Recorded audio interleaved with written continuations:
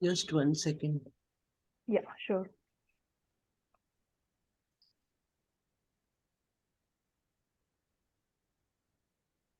So can I request the speakers to speak in about 10 to 12 minutes? Because we'll be doing it in both languages. So just speak in either one language and I'll do a quick translation, like a summary translation, or if you prefer to speak in both, either.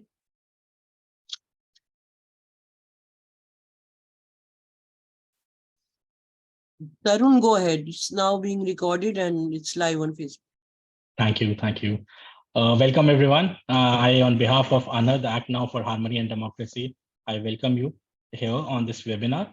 Anhad has just turned 20. It was started in 2002 and 2003, actually, in March. We just celebrated its 20 years, and we all at Anhad have decided that we will be partnering with various organizations and will be starting webinars, online webinars, and offline seminars throughout the year. So this is the second webinar in our series. This webinar is on the topic problems with the Digital Personal Data Protection Bill. To moderate this session, we have Ms. Amrita Johri ji with us. She is associated with the Satark Nagrik Sagathan and National Campaign for People's Right to Information. She has been working on the issues of transparency and accountability for a very long time. And I think she's the best person to moderate this session. So with this, I would like to invite Amrita ji to please take on from here and continue with the webinar. Amrita, over to you. Thank you so much, Tarun, and welcome everyone to this discussion. तो ये चर्चा हिंदी और अंग्रेजी दोनों में होगी, तो पहले मैं हिंदी में अपनी बात रखती हूँ और फिर अंग्रेजी में। तो पिछले कई सालों से सरकार एक डेटा प्रोटेक्शन बिल के ऊपर काम कर रही है और उसके अलग अलग रूप उन्होंने हमारे सामने रखे हैं। करीबन पिछले 5 साल से ही ये कोशिश चल रही है सरकार की ओर से कि एक डेटा प्रोटेक्शन बिल लाया जाए। और अभी जो लेटेस्ट जो मसौदा जो सरकार ने प्रपोज करा है वो हमारे सामने नवंबर 2022 में रखा गया था। और उस समय सरकार की जो मंत्रालय है, नीति मंत्रालय जो है, जो इलेक्ट्रॉनिक्स एंड इंफॉर्मेशन टेक्नोलॉजी मंत्रालय है, उन्होंने इस बिल को पब्लिक डोमेन में डाल के इस पे फीडबैक इनवाइट करा था। जो प्रोसेस था फीडबैक का, उसको लेके भी कई मुद्दे उठे थे, जो कि आई एम श्योर कोई ना कोई स्पीकर जरूर उसके ऊपर भी रिफ्लेक्ट करेंगे।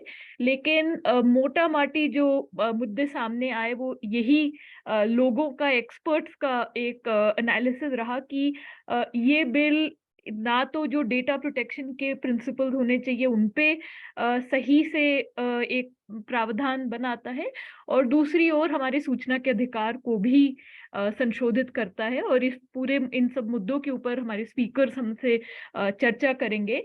हम इस समय ये चर्चा क्यों रख रहे हैं, क्योंकि ये अभी एक बहुत अहम समय है। अभी हाल ही में सॉलिसिटर जनरल ने सुप्रीम कोर्ट के जजेस को बताया है कि इसी सेशन में, जो अभी जो सेशन चल रहा है, इसी सेशन में वो इस बिल को पेश करेंगे संसद में और कोशिश करेंगे कि उसको पास किया जाए।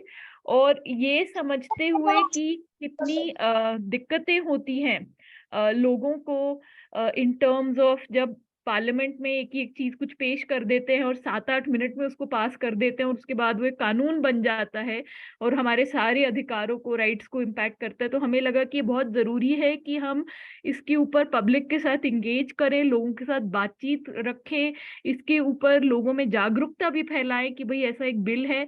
और आप सभी ने शायद हाल ही में देखा होगा कि 2-3 दिन पहले किस तरीके से बजट मात्र 9 मिनट में पास हो गया बिना उसके कोई चर्चा हुए। तो ये तो समझ में आ रहा है कि संसद में तो चर्चा इन सीरियस मुद्दों पे बहुत मुश्किल है, और केवल अगर हम बाहर से बहुत एक प्रेशर बनाएंगे, बहुत उसके ऊपर सावधानी बरतेंगे, बार बार बोलेंगे कि भाई ये इस बिल में ये प्रॉब्लम्स हैं, वो प्रॉब्लम्स है, तभी जाके उम्मीद है कि शायद कुछ हमारी आवाज कहीं तक पहुंच पाए. So a very warm welcome to everyone, and today we'll be discussing the problems with the Digital Personal Data Protection Bill. For the last several years, the government has been trying to legislate a law around the issue of data protection. It's almost been now 4-5 years that the government has brought forward different drafts in different forms.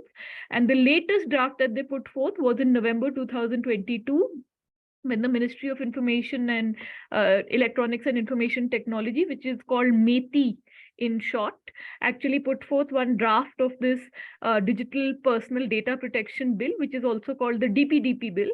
And they invited comments from the public and public feedback. There were several concerns and issues related to the process by which they invited feedback, which I'm sure one of our speakers will be commenting on today. And essentially, this bill that was proposed in November has now gone back to the government. We don't know what is the latest draft that they're going to bring, but the timing of this particular webinar and why it's happening today is because recently the Solicitor General has informed the Supreme Court that the government will be bringing this bill to Parliament in the ongoing session. We have, of course, seen with great concern how proceedings are happening in Parliament. In less than 8-9 minutes, they passed the budget a few days ago. So we know that unless there is a lot of engagement, a lot of public pressure also, it will be very difficult once it reaches Parliament to actually try and have any say on what the provisions should be, what they should not be. So we are hoping that today's meeting webinar serves as a platform for creating public awareness and also that necessary public pressure. Now, without any further comments from me, I would like to invite our first speaker for today, who is Anjali Bhardwaj. She is a founding member of Satark Nagrik Sagathan and a co-convener of the Right to Information campaign, which is called the National Campaign for People's Right to Information. And Anjali has been doing a lot of work on issues of transparency, especially in relation to other rights and entitlements also, like the right to food, education, health. And we would be very interested in hearing from her how she looks at what will be the interaction between the Data Protection Bill and the Right to Information Act. तो हमारे पहले speaker आज हैं अंजलि भारद्वाज, जो सतर्क नागरिक संगठन और National Campaign for People's Right to Information से जुड़ी हुई हैं. वो नेशनल कैंपेन के को कन्वीनर हैं और अंजलि जी ने बहुत सालों से, बहुत दशकों से काम करा है कि किस तरीके से सूचना का अधिकार इस्तेमाल हो और पारदर्शिता बढ़े हमारे बाकी के सब अधिकारों और एंटाइटलमेंट्स की स्ट्रगल को लेके, तो चाहे वो राशन हो, पेंशन हो, शिक्षा हो, स्वास्थ्य की सेवाएं हो. So Anjali, over to you for 10 minutes, and please be either you can be bilingual, or if you speak in one language, I'll do a quick translation.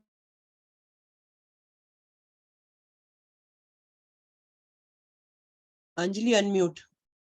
Yeah, thank you. Thank you very much to our co-organizers, Anhad also, and thanks Amrita. तो मैं अपनी बात ज्यादातर हिंदी में रखूंगी और अगर आप बाद में थोड़ा ट्रांसलेट कर दें अमृता तो बहुत अच्छा रहेगा. देखिए, सूचना का अधिकार कानून जो है वो हम जानते हैं किस तरीके से लोगों को सशक्त करने में कामयाब रहा है. 2005 में नेशनल स्टेट लेवल पर ये कानून आया और इस कानून को बनाने में बहुत जबरदस्त योगदान लोगों का रहा, क्योंकि आज के परिप्रेक्ष्य में अगर हम देखें, हम बार बार ये समझ रहे हैं कि कंसल्टेशन होती ही नहीं है, लोगों के साथ कंसल्टेशन नहीं हो रही, जरूरी बिल आ जाते हैं.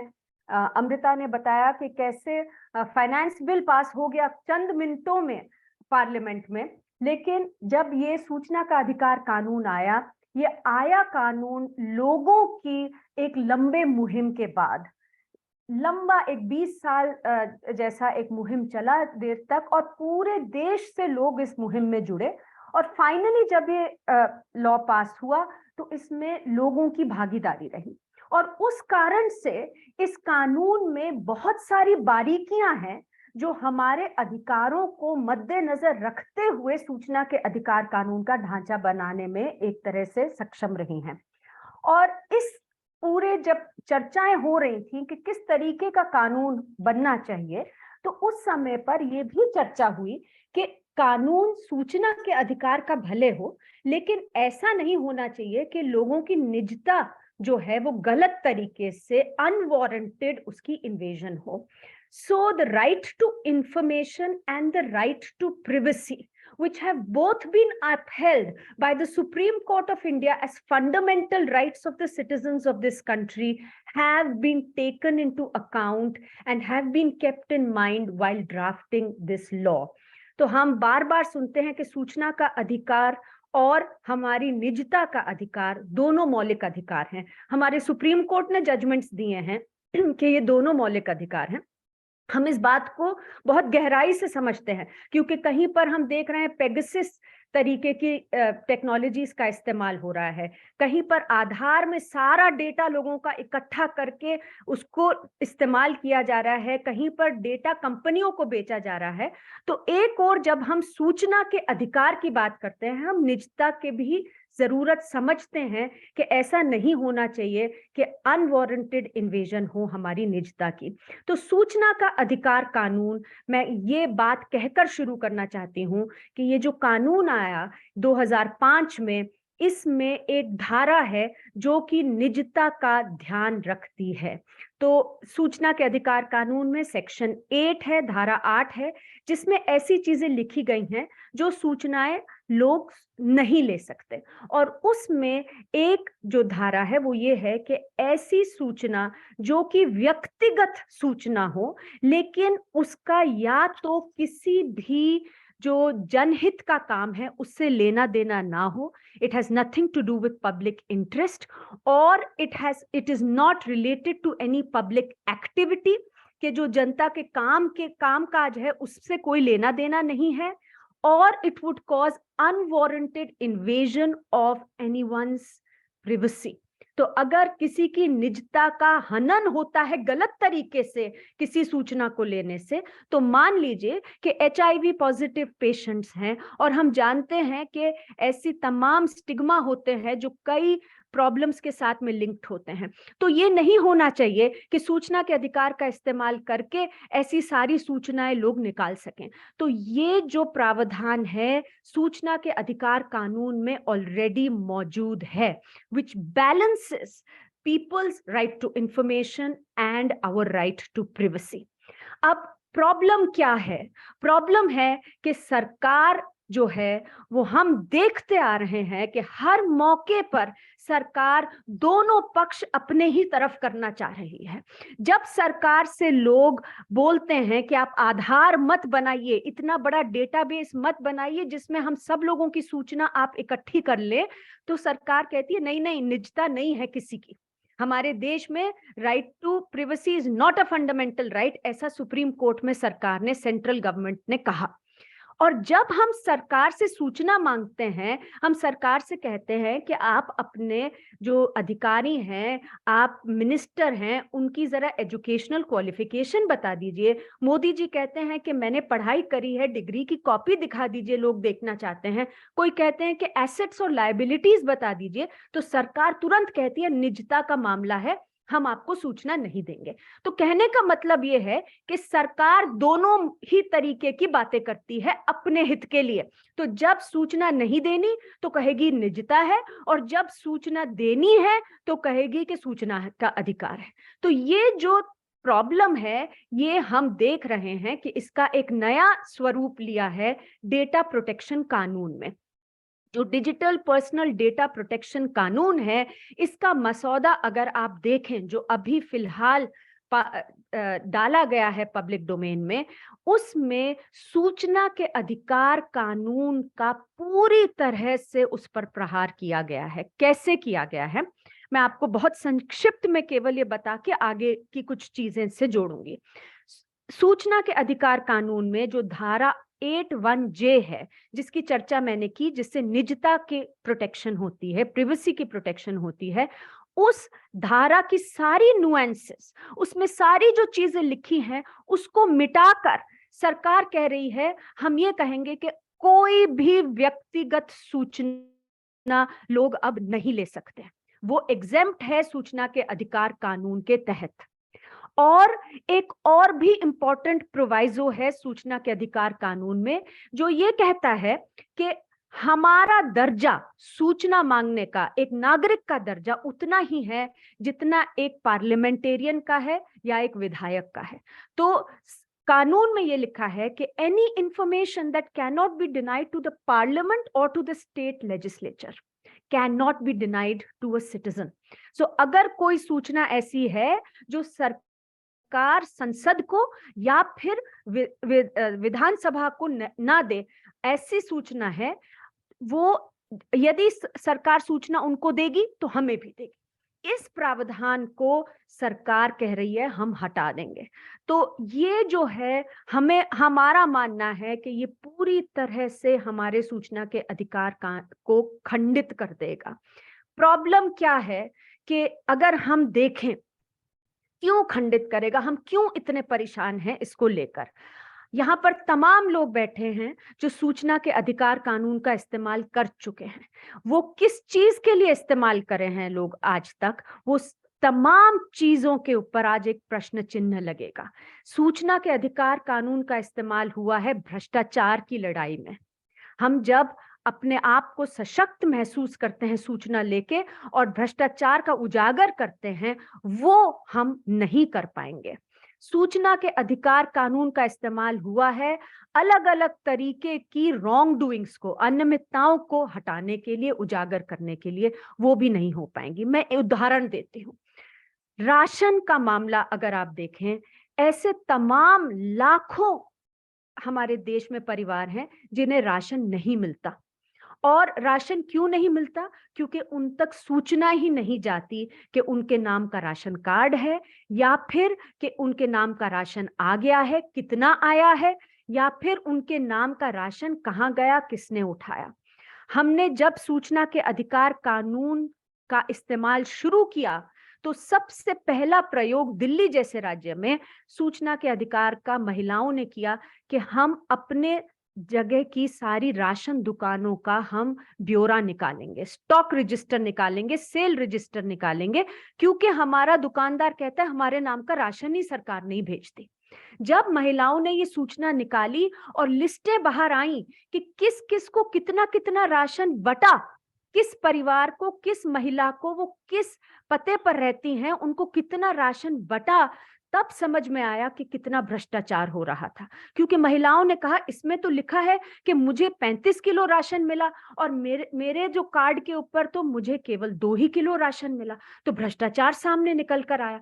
अब अगर इस तरीके की ग्रैन्युलर पर्सनल इंफॉर्मेशन नहीं दी जाएगी तो सूचना के अधिकार कानून का ऐसी तमाम लोगों के लिए कोई मतलब नहीं रह जाएगा जो इसका इस्तेमाल करके राशन की व्यवस्था में चोरी रोक रहे हैं। और हमारे देश में लाखों लोग हैं जो ये काम कर रहे हैं। नरेगा को देखिए, नरेगा में लोग यहां तक की इंफॉर्मेशन, ग्रैन्युलर इंफॉर्मेशन, मालूमात आज हमें है कि किस महिला को, किस पुरुष को, किस गांव में कितना वेजेस पहुंचा है नरेगा के तहत। और वही कारण है कि लोग उसका इस्तेमाल करके वो भ्रष्टाचार को रोक पाते हैं और जो उन्हें अधिकार अभी मिल रहे हैं वो ले पाते हैं। मैं ये नहीं कह रही हूं कि भ्रष्टाचार नहीं हो रहा है, लेकिन भ्रष्टाचार रोकने का ये सबसे बढ़िया तरीका अभी तक लोगों के पास है हमारे देश में।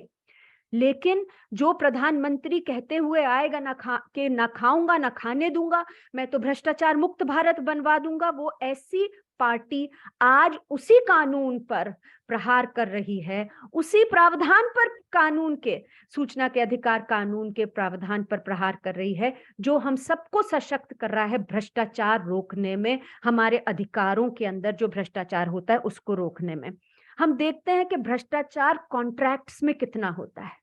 अगर आज ये कहा जाएगा कि कोई व्यक्तिगत सूचना बाहर नहीं निकलेगी तो सारे कॉन्ट्रैक्टर्स जो टेंडर्स भरते हैं, सूचनाएं देते हैं, वो सब कहेंगे ये तो हमारी व्यक्तिगत सूचना हमारी बाहर निकल जाएगी तो हम नहीं आप ये सूचना ले सकते। तो कॉन्ट्रैक्ट्स में जिस तरीके की धांधली होती है वो कैसे रुकेगी? फिर आप देखिए आज कितना बड़ा सवाल बना हुआ है हमारी इलेक्टोरल डेमोक्रेसी पे भी। कहीं कहीं से खबरें आती हैं कि कुछ कम्युनिटीज के लोगों के नाम ही इलेक्टोरल रोल से उड़ा दिए जाते हैं। उसको हम कैसे रोकते हैं? उसके ऊपर हम कैसे अंकुश लगाते हैं? ऐसे काम पे हम ऐसे अंकुश लगाते हैं कि जो इलेक्टोरल रोल्स हैं इन द पब्लिक डोमेन, उसको लेकर लोग घर घर जाते हैं और कहते हैं कि आपका नाम है नहीं है, आपके घर में क्या 50 लोग रहते हैं जो इसके ऊपर 50 लिखे हैं, या फिर आपके घर में क्या ये लोग नहीं रहते, अब इनका नाम क्यों कट गया? तो ये चेक करने का पब्लिक मॉनिटरिंग का सबसे बढ़िया तरीका है। अब अगर ये कानून में संशोधन आ जाता है डेटा प्रोटेक्शन कानून के तहत, तो इलेक्टोरल रोल्स भी नहीं बचेंगे हमारे लिए चेक करने के लिए। तो आप सोच सकते हैं कि हम जो इतनी बड़ी बातें करते हैं कि हम लोकतंत्र हैं, हम चुनावी लोकतंत्र हैं, उसका क्या होगा।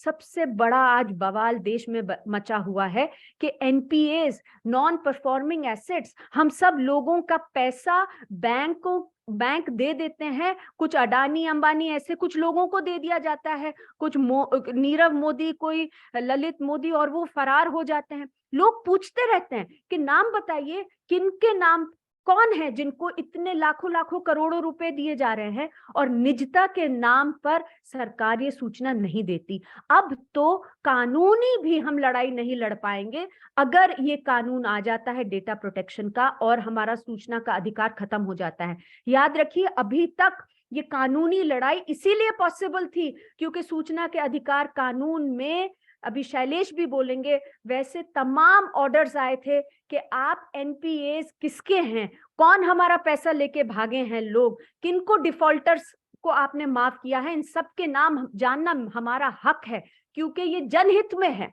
और अब अगर इस तरीके का कानून में संशोधन आता है तो हम बिल्कुल भी ऐसी सूचनाएं नहीं ले पाएंगे और ये हमारे लिए एक बहुत बड़ा धक्का होगा। मैं यही बात कह के अपनी बात समाप्त करूंगी कि देखिए, ये जो कानून है, ढांचा है कानून का, डेटा प्रोटेक्शन बिल का, ये हम सभी लोगों को डेटा फिड्यूशियरी बनाता है।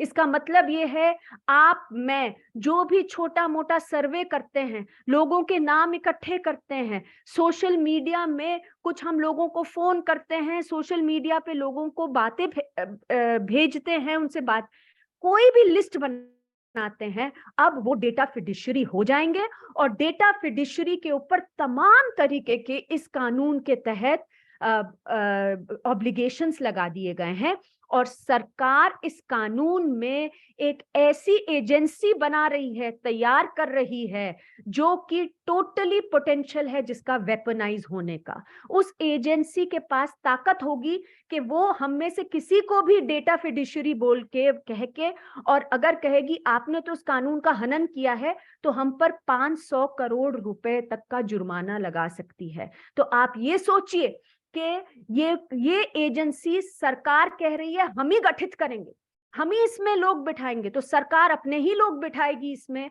उनको 500 करोड़ रुपए का लागत पेनल्टी लगाने की पावर दे दी है। और ये सारी एजेंसीज जो हैं, ये वेपनाइज की जा सकती हैं सरकार द्वारा कि जो पॉलिटिकल पार्टी ऑपोजिशन में है उसकी सोशल मीडिया की अगर लिस्ट है तो वो तो फिड्यूशियरी है, कोई एनजीओ है, कोई और अपनी आवाज उठा रहे हैं, सर्वे कर रहे हैं, मॉनिटरिंग कर रहे हैं लोगों की, ये सारे लोगों के ऊपर पोटेंशियली एक तलवार लटका दी गई है इस कानून के तहत। तो ये कानून जो है, इसका हम विरोध करते हैं क्योंकि ये कानून हमारे सूचना के अधिकार कानून को खंडित करता है, उसको पूरी तरह से तोड़ता है, और हम इसके खिलाफ हैं। और जरूरत है कि हम आवाज उठाते रहे, पार्लियामेंट में आवाज उठे ना उठे, लेकिन देश की सड़कों पर आवाज बहुत जरूरी है कि उठे, और ऐसे फोरम्स पे बहुत जरूरी है कि उठे। बहुत बहुत धन्यवाद। Thank you very much, Anjali. I think in a short time you actually put forth a great canvas on both the Right to Information Act and how it's going to impact our, how the Data Protection Bill is going to impact our right to information and our ability to access information from the government. मैं संक्षिप्त में अंग्रेजी में एक translation करूंगी, जो साथ ही हिंदी नहीं बोलते, क्योंकि हम देख पा रहे हैं कि बहुत सारे लोग दक्षिण भारत से भी जुड़े हुए हैं हमारे साथ, जो हिंदी नहीं समझ पाएंगे. So Anjali started off by explaining to us about how the Right to Information Act has really empowered people to seek information and hold the government accountable. She spoke about the fact that the whole act came about as a result of a long people's movement, and people were in fact even involved in the drafting and the design of the law itself, and therefore it's actually a very, very pro-people act, because there are many provisions in the act that enable access to information even for the most marginalized sections of society. She said that the Right to Information Act itself recognized the fact that there is a need to protect privacy and not give out absolutely every information. She said the Right to Information Act itself contains Section 81J, which essentially protects privacy and says that any information which would cause any kind of unwarranted breach of privacy of an individual, or which has no relationship to any public activity or public interest, cannot be given under the Right to Information Act. She said if we see more recently, there have been multiple judgments, in fact, also balancing the right to information and the right to privacy. And in fact, both these laws are held to be fundamental rights of people, and therefore any data protection bill that is being proposed, it was actually thought that the best way to do that would be to, while protecting privacy, but also not harming people's right to access information, because that is key for them to access their other rights and entitlements and hold the government accountable. She said if we look at it, what the government is actually doing is playing the right to information and the right to privacy against each other to, in a way, benefit themselves. She illustrated that with an example. She said when the government went about collecting information of all 1.4 billion people of our country in the name of Aadhaar, at that time when people sought information and wanted to know details of what was happening and why you were collecting all of this information, what they actually said was that citizens have no right to privacy, and therefore we can access any information that we want and nobody can stop us from accessing any information. However, when citizens file right to information requests and ask for details of assets and liabilities of public servant, ask about education qualifications, they are told that no, all of that is private information and it cannot in fact be given to you. So she said this is how the government, when it suits it, says that there is no right to privacy, and when they want to hide certain information, then they say there is right to privacy and we can't give it to you. She said the proposed data protection bill framework completely changes the format and the framework of the Right to Information Act. From this very qualified exemption related to privacy, it now does away with all the nuance and simply provides a blanket exemption on all personal data. And it also removes a very important proviso, which in fact put the right to access information of citizens at par with those of the parliament and state legislatures. And she said that it's very important to understand why access to granular information at times is very important. She highlighted it with an example of how among the first use of the Right to Information Act that happened in Delhi was in accessing records of ration distribution and then going around and doing public monitoring, using those records to check that what's actually written, is that what people are actually able to get. So for example, if it says Sunita Devi got 10 kilograms of grain in a certain month, is that actually true or not? And that kind of public monitoring, that kind of sort of involvement of people in fighting corruption was only possible because this kind of granular information was accessible, where one could look at who got what, who is entitled to what, and what is the actual distribution. She said it's not just rations, it's also things like voter lists, things like details of contracts. All of these, there is a potential that information will be removed from the public domain and people will not be able to access it once the whole data protection bill comes in. She said already there were concerns within the RTI movement about some of the judgments of the Supreme Court, which in fact saying that even certain important information falls within privacy was not already accessible. And she said that this would in a way almost be a death knell for access to information, because they will just keep using this exemption, which is now a blanket exemption. She said that we also need to try and understand how it will be selectively used already on things like details of non-performing assets, who are the people who took huge amounts of money and defrauded and left the country. Already the government doesn't give out those lists, and it's likely going to get much worse, where government will now hide behind the whole data protection framework to say that we can't give access to information that is very important for public accountability and for public monitoring.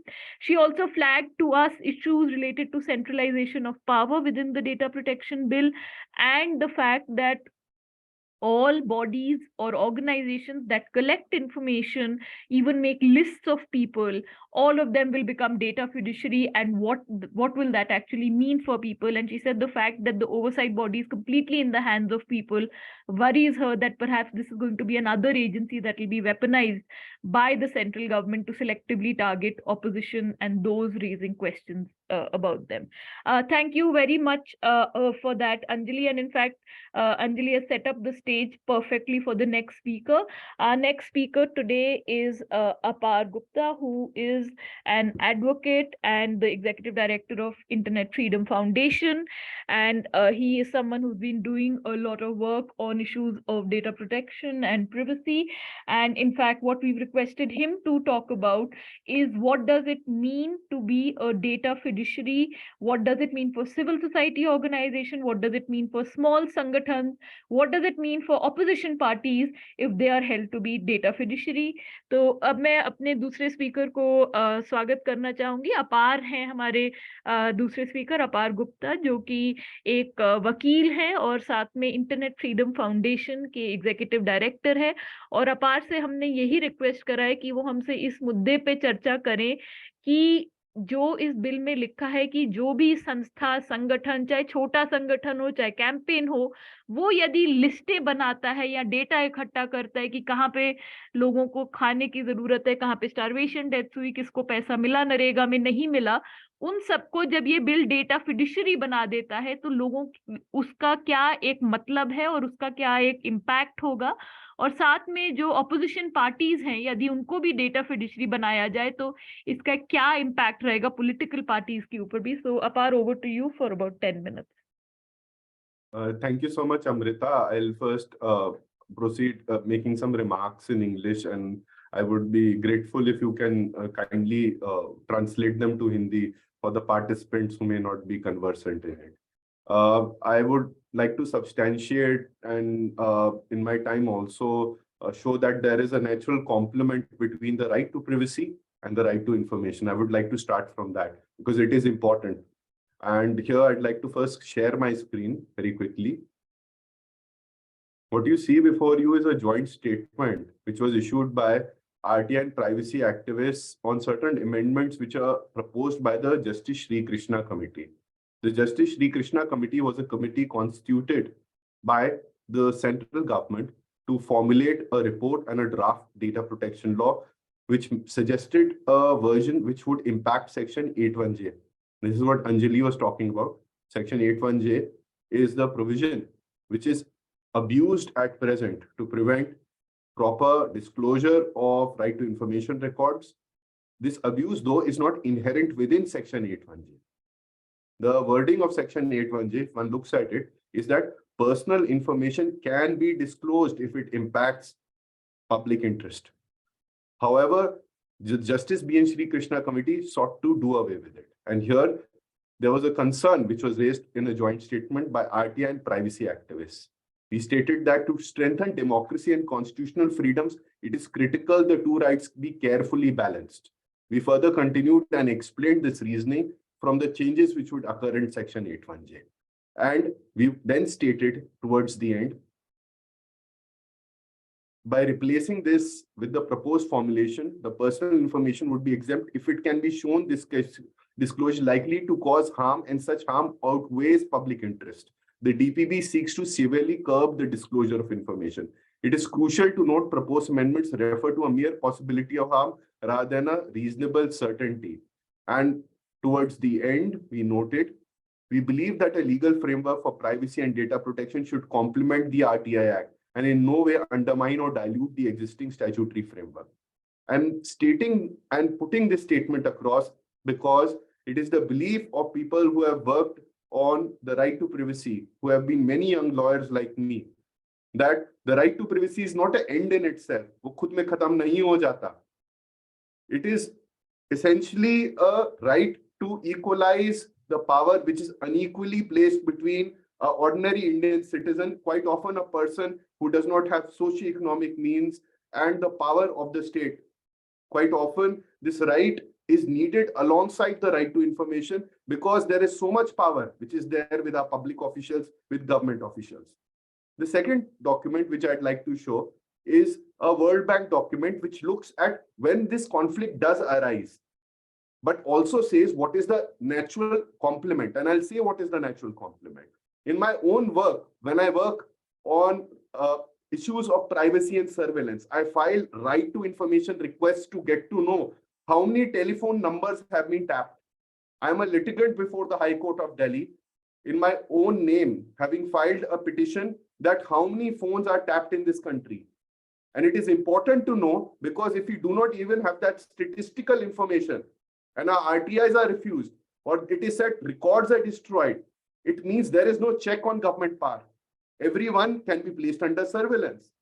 At the same point in time, from the perspective of right to information, a data protection law, if well framed, helps that. Why? A person whose personal record is kept by the government, also under the right to data protection law, has an additional right of obtaining records relating to them and personal information. Secondly, they also have the right of modification, which means that they can ask for changes in that information, which is personally identifiable against. Now I will come to what has been the treatment of the Right to Information Act under previous versions of the data protection law. In 2011, there was a privacy law which was being mooted by the Department of Personnel. And if you look at section 89, it stated other rights and freedoms not affected. Any existing right to privacy of a nature shall not be abrogated or restricted by any reason. Such privacy is not included in this act. But it also stated in section 90, the provisions of this act shall not apply to cases, namely cases covered under the right to information or any other law for the time being in force under which disclosure of information in respect of an individual is made in public interest. Please excuse this copy, but this is the copy which is available with us today because this information about this law itself was leaked. It was not made available to us. Now, there was one question raised. What does the Digital Personal Data Protection Bill, which we are discussing today, this is the present proposal before us, deal with the RTI Act? And let us come to its very end. I'm scrolling to, I think, section 30. Yes, section 30. And if you look at amendments, it states, Clause J of subsection 1 of section 8 of the Right to Information Act shall be amended in the following manner. The words, the disclosure of so-and-so, so-and-so, to so shall be omitted. The proviso shall be omitted. It is basically signifying the death and the burial of section 8(1)(j) by it. Okay. So now when you have this context in which I have covered first, the right to information and the right to privacy are complements. They're actually used to reinforce each other. Secondly, there is a way possible in which a data protection law or a privacy law can be made without touching on the right to information. And third, that the present approach deviates from it. I would like to now come to the second part of my presentation, which is, I'll just stop presenting my screen. Give me a second.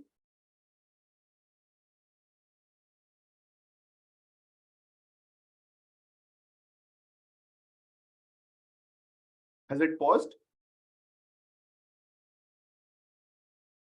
I think it's paused now. Okay. So I'll come to how the Data Protection Act deals with non-profit organizations, civil society groups, Sagathans as data fiduciaries. If you look at the definitions which are provided under the Digital Personal Data Protection Bill, it contains the definition of data fiduciary, and that is any entity which collects or engages another entity called a data processor to handle your personal data. Personal data is defined as any data which can be identifiable against an individual, which can also include their identifiable records such as their name, their telephone numbers, their subsidy account details, where do they reside, what are the family members in that unit by itself, their gender, their age, etc., etc. Secondly, this data fiduciary which is there is responsible for the data of what is called a data principal, which means any other party from which it collects data. And such a data principal includes a child, and this is very important for us to understand also, because there is a higher threshold with respect to protection for data principals who are children. Now, let us come to what happens if this law does go into effect and everyone who collects personal data about any other party becomes a data fiduciary. Firstly, there is a system of regulation which comes about in which they are responsible for the data they keep, but the way they collect it is based on the principle of consent. You have to give an adequate notice to the party from which you are collecting this information, and that clear notice needs to be provided and consent needs to be taken from them. Now, this may even apply in certain instances where this information is not readily publicly available. And yet at the same time, there are certain exemption categories also contained within it. What I would like to highlight, the way the law has been framed right now has been without a degree of precision. It states in language which seems to be fairly easy to understand, but lacks the foresight. Usually, whenever we read any law, such as even the RTI Act, we remark at the foresight of the legislative body in thinking through various situations which may occur at a future point in time. They have thought things through. However, this is absent in the Digital Data Protection Bill. However, what is present under the Digital Data Protection Bill is the power of the central government to prescribe rules at a later point in time, which means that the application of the law will be determined as per the actual policy decisions, which are not taken by the legislature, which means the parliament, but means a notification which is made by the Ministry of Electronics and Information Technology at a later point in time. And today, when we lack trust, and I will say this quite candidly, in whether governance works for the ordinary Indian or governance works for certain political interests, can we leave the core facets of a digital data protection bill in the where the Right to Information Act itself is being completely diluted up to the hands of a government ministry for its policy choices as well as its operation? The second thing I'd like to bring up is that there will be a whole set of obligations which will be placed on data fiduciaries. And these obligations quite often may be onerous for small organizations. This includes not only how the data is collected, but how certain other rights are made available to data principals, which may be used as a weapon to undermine the social objectives for which these non-profit organizations work. For instance, there will be certain rules which may be prescribed by the central government, how this data needs to be provided to the data principal, which means whoever's data is collected by you. Now imagine that several people are forced to make these requests to a local Sagathan, which is working on driving accountability on a government program, which raises their cost of operation and thereby limits the ability in which they can provide these services or makes it more expensive or requires more people. And I think this is the central risk which must be recognized. Today, compliances are quite often being used on the non-profit sector under the guise of either reducing corruption, improving transparency, or ensuring that the funds are used for the purposes for which they are collected. Under this guise, these compliances are just increasing costs, making life difficult, and undermining the mission and the social objectives, the social impact of a non-profit organization. I'll stop here, Amrita, because I think I've taken a lot of time, and I'll wait for the other speakers. Right. Thank you very much, Apar, for those most useful comments. But what I'm going to do is, before I translate your points, I'm going to invite Shailesh, because he's messaged me that he needs to leave, and then together I'll translate both your and Shailesh Gandhi's comments. So Apar ने बहुत बढ़िया तरीके से हमारे सामने रखा कि क्या क्या मुद्दे हैं संगठनों के लिए और मूवमेंट्स और कैंपेन्स के लिए। और हमारे साथ मैं देख पा रही हूँ बहुत सारे साथी जुड़े हैं देश भर से। मैं देख पा रही हूँ राइट टू फूड कैंपेन के बहुत सारे फ्रेंड्स जुड़े हैं, झारखंड से वो दोस्त जुड़े जिन्होंने स्टार्वेशन डेथ पे बहुत काम किया है और पब्लिक मॉनिटरिंग करी है। तो अपार ने हम सबको समझाया कि हम सबके लिए क्या क्या डेंजर होंगे यदि हम डेटा फिडुशियरी बन गए। लेकिन मैं अपार के कमेंट्स का हिंदी में अभी विश्लेषण थोड़ी सी देर के बाद करूंगी। पहले हम शैलेश जी की बात सुनेंगे।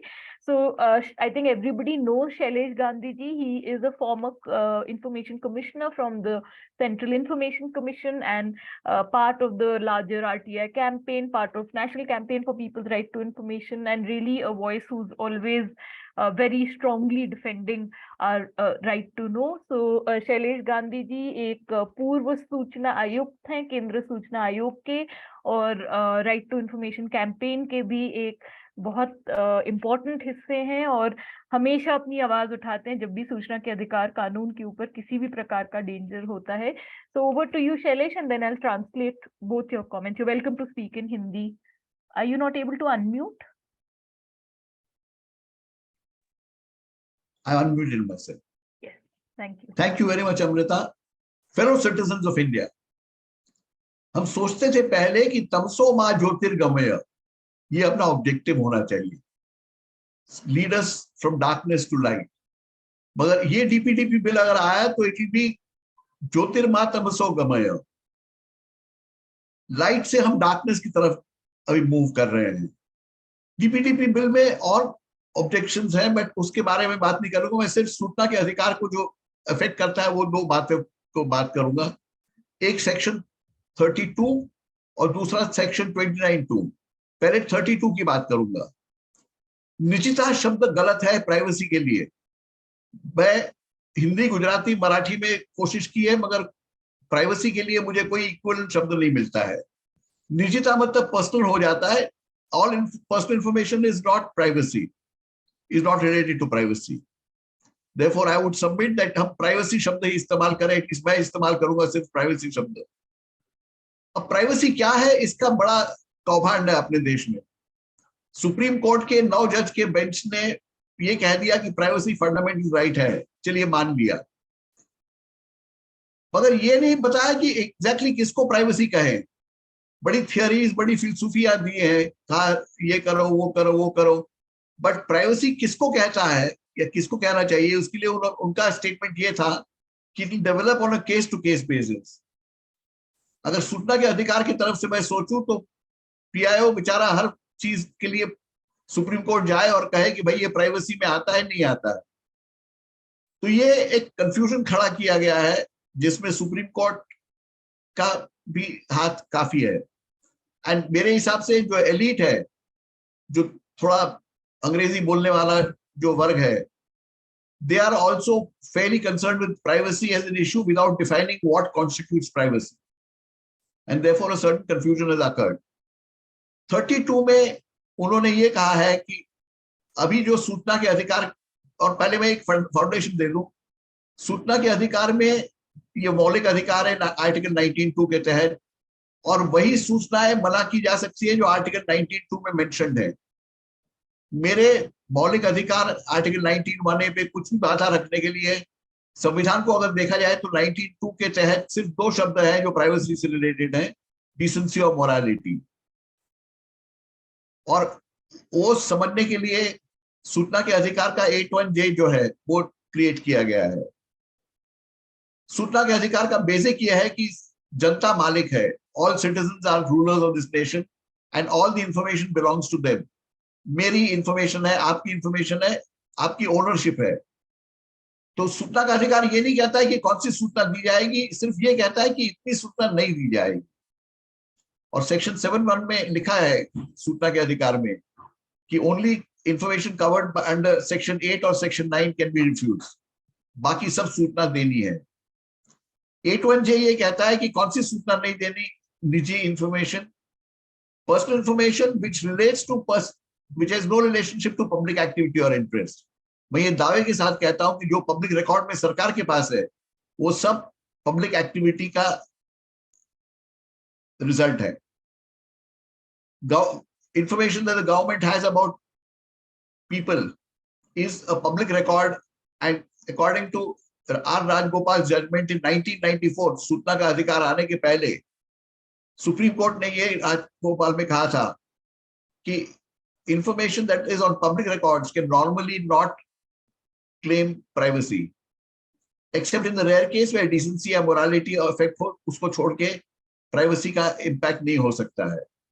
आज ये कहा जा रहा है कि ये सब प्राइवेसी एक गोल बात कर दी और प्राइवेसी के नाम पे जो मर्जी आए चलाओ, ट्रांसफर है सरकारी अफसर के वो भी प्राइवेसी में आता है।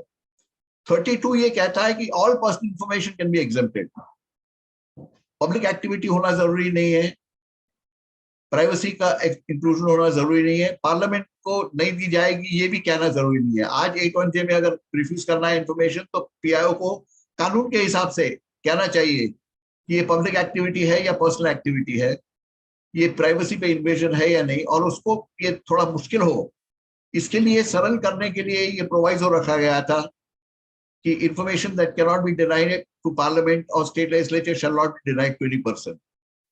गौर कीजिए, पार्लियामेंट ने ये नहीं कहा कि information that shall be given to Parliament, the word used है information that shall not be denied. मेरे हिसाब से 8(1) क्लेम करने के टाइम पे किसी को ये कहना चाहिए कि मेरे हिसाब से ये सूचना मैं पार्लियामेंट को नहीं दूंगा, उसलिए मैं 8(1) क्लेम करता हूं, नहीं तो 8(1) का क्लेम गलत है, फिजूल है, कानून के हिसाब से नहीं है।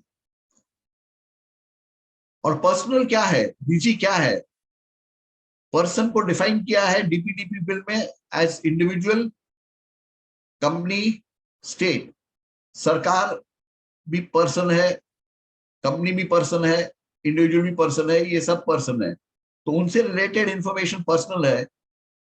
मैं सोचता हूं ये तो राइट टू डिनाई इंफॉर्मेशन बना दिया कानून को, आरटीआई को, क्योंकि इससे सूचना जो भी मर्जी आए कोई ना कोई पर्सन से रिलेटेड होगी और ये डिनाई करना बहुत इजी हो जाएगा। So therefore we are going from a right to information to a right to deny information, empowering PIOs to decide whether they want to give information or not। ये सरासर गलत है और ये बहुत ही बड़ा खतरा है आरटीआई के लिए और इसके खिलाफ हमें बोलना चाहिए। मौलिक अधिकारों में आर्टिकल 19(1) के तहत 3 मेन अधिकार मैं गिनाता हूं: right to free speech, right to publish, right to information. मेरे हिसाब से इंडिपेंडेंस के टाइम से पहले 2 में एक्सपांशन हुआ है सुप्रीम कोर्ट से। तीसरा जो सूचना का अधिकार है उसमें इनफैक्ट ज्यादा रिस्ट्रिक्शंस आए हैं, एग्जम्पशंस को बहुत और वाइडली इंटरप्रेट किया है सुप्रीम कोर्ट ने, और ये देखना जरूरी है। दूसरा खतरा है आर्टिकल सेक्शन 29(2) से, जिसमें ये कहा है कि आरटीआई नहीं, सब लॉज को ओवरराइड करेगा DPDP bill, data protection bill, सब लॉज को ओवरराइड करेगा। अगर ये आरटीआई को ओवरराइड करेगा तो आरटीआई का पीआईओ बेचारा क्या करेगा? उसको देखना पड़ेगा आप डीपीडीपी में आता है या नहीं, यहाँ आता है या नहीं। और जैसे अंजलि जी ने बताया 500 करोड़ तक का जुर्माना लगा सकते हैं, तो पीआईओ कहेगा 25,000 का जुर्माना भर दूंगा, मगर 1,00,000-2 लाख का जुर्माना तो नहीं भरना है भाई। 29(2) में ये प्रोविजन करना जरूरी है कि एक्सेप्ट आरटीआई एक्ट, बाकी सबको ओवरराइड करे, कोई परवाह नहीं है। मगर ओवरऑल एक बात कहूं तो जो मेरे दिल की बात है, मैं जो देख रहा हूं डेटा प्रोटेक्शन या डेटा प्राइवेसी की बात भारत के 2 से 5% लोग ही करते हैं, उनको अवेयरनेस भी है। अगर डेटा की बात हो तो राजस्थान का जन सूचना पोर्टल किस आदमी ने किस गांव में कितना राशन लिया ये भी बताता है। इससे ज्यादा निजी इंफॉर्मेशन मेरे को समझ में नहीं आता, इसको अगर प्राइवेसी नहीं गिने तो और किसको प्राइवेसी गिने। भारत की जो करंट सिचुएशन है जहाँ पे भ्रष्टाचार बहुत है, गलत बहुत हो रहा है, उसको रोकने के लिए एंड जनता के एम्पावर करने के लिए सूचना का अधिकार सर्वोपरि मानना बहुत जरूरी है, जो न सुप्रीम कोर्ट मान रही है, न ब्यूरोक्रेसी मान रही है, न एलिट मान रही है। और ये टेंशन खड़ा करके, हाँ, मैं मानता हूं कि प्राइवेसी का हनन नहीं होना चाहिए। वो privacy should be related to article 19(2), जिसमें ये कहा गया है कि डिसेंसी और मोरालिटी को जो वायलेट करे वो इंफॉर्मेशन प्राइवेसी से लागू होती है, और उसको मना किया है तो ठीक है। जस्टिस श्री कृष्ण का भी बिल मैंने देखा है, and I am very disappointed with it. I think हमको खुद भी बैठ के इसकी चर्चा करनी चाहिए कि प्राइवेसी की लाइन क्या है। और इंफॉर्मेशन, मेरे हिसाब से तो सरकार को मेरी प्राइवेसी इंक्लूड करने का कोई अधिकार नहीं है। तो जो रूटीनली इंफॉर्मेशन सरकार मेरे बारे में लेती है, किसी भी नागरिक के बारे में लेती है, वो आरटीआई के तहत प्राइवेसी नहीं गिना जाना चाहिए। स्पेशल केसेस में जो इंफॉर्मेशन, या उसको प्रोहिबिट करना चाहिए कि नहीं, सरकार ये इंफॉर्मेशन ना ले मेरे से, क्योंकि ये मेरा प्राइवेसी का हनन है।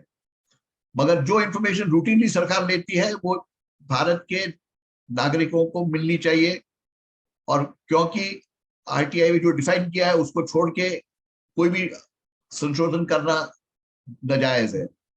धन्यवाद। Thank you very much Shailesh, आपने बहुत ही एक जोरदार तरीके से समझाया कि क्या क्या डेंजर्स हैं और किस प्रकार से एक तरीके से आपने बोला कि एक हवा मचाया जा रहा है सरकार की ओर से प्रिवेसी को लेके, और उसके चलते हमारे और अधिकारों को किस प्रकार से हनन किया जा रहा है।